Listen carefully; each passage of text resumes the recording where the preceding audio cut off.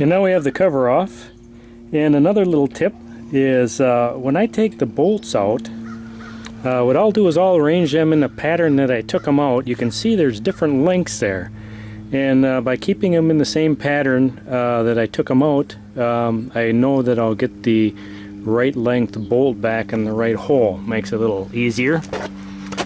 And then what we're looking at here is we are looking at the cover for the oil filter. The oil filter is right behind this cover.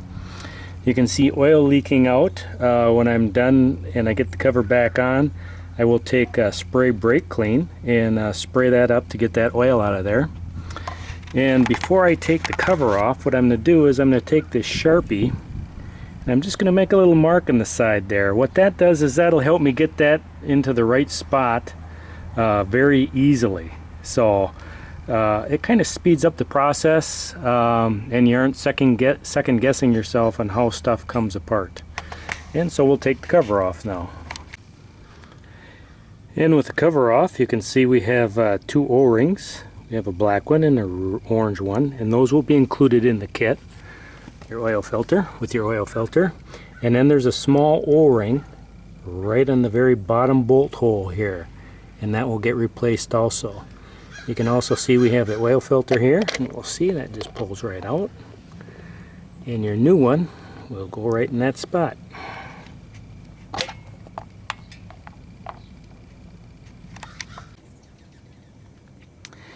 I have my new O-rings put on the cover, and what I'm going to do is I'm going to take some new motor oil and I'm just going to wipe the new motor oil around the O-rings. That'll give them a nice oil film before you install that. And you can see we want to keep things clean, you know, so don't be afraid to use a few towels. Put stuff on a clean towel. You don't want dirt getting in by leaving the stuff laying around. You can see, I don't know, there's pine needles laying around here and stuff, and it's a calm day, so I'm not too worried about that, but I do want to keep them on a clean surface. Next we'll put the oil filter back in, and then we will replace the small O-ring there, and that is going to be a very critical thing as you put your cover back on, to watch and make sure that that O-ring stays in place. By taking a little oil and putting it on the O-ring, you can get the O-ring to kind of stick right where you want it to be. So we'll go ahead and do that. Okay, I have my filter in, my small O-ring in, and the cover is on, and now I'm going to put the big cover on.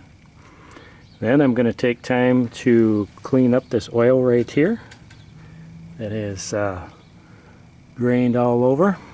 And then I will throw a coat of wax on the cover while I have the cover really well exposed. Okay, I have my cover back on and the bolts torqued.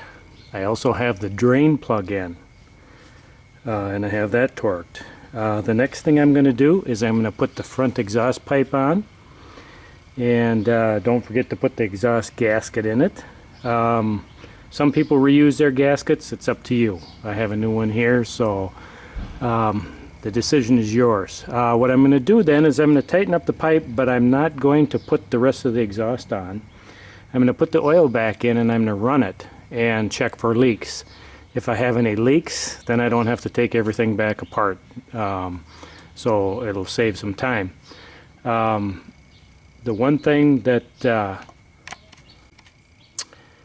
I remember now, the one thing I was going to mention too is the nice thing about cleaning that area up there with brake clean is if you have any drips, you can tell it's new fresh oil. And plus it won't collect dust either. So okay, we will put the exhaust on and add some oil. And now we've got the exhaust back on. Take a little time to wash the never sees off your hands, because if that's where you're going to use the never sees, that's where you're going to want it the most, is on the exhaust studs. Believe me, you'll thank me later if you do. I have the oil added, and now what I'm going to do is I'm going to start it up, watch for leaks, and try to keep your run time to a minimum to keep the neighbors happy. But once we run it, we're going to want to let the oil all drain back down, and then we'll check the level to see if we need to add more. Okay, I've run it and I've let the oil settle back down for a couple minutes, and then I've added to just a little bit above half there in the sight glass in the window. The one thing I want to mention too is if you're using the cycle jack, let it down on its wheel so it's level. That way when you'll get an accurate oil level. And I start at 3 quarts. I add 3 quarts, I run it, let it settle for a couple minutes, and then I top it off. Total oil that I used here is about 3 3/4 quarts. And I can see on the other side I have no oil leaks. And because of the location of where the oil is going to leak, it's going to leak right down in here. I can't really show you, but one thing I do here is I put a clean towel underneath it. If it's going to drip, you're going to see drips on that towel. And so what I'll do is I will clean up the exhaust, the rest of the exhaust, and I'll wax it, and then I'll install that. And to complete the project now, I have my exhaust on. I have the 2 clamps and the pipes tightened. I have the 1 bolt that holds the pipes to the frame, and then the back nut that holds the pipes on.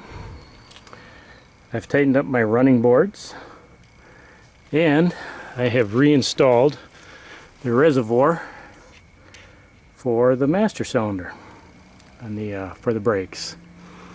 And so we can see that I have no drips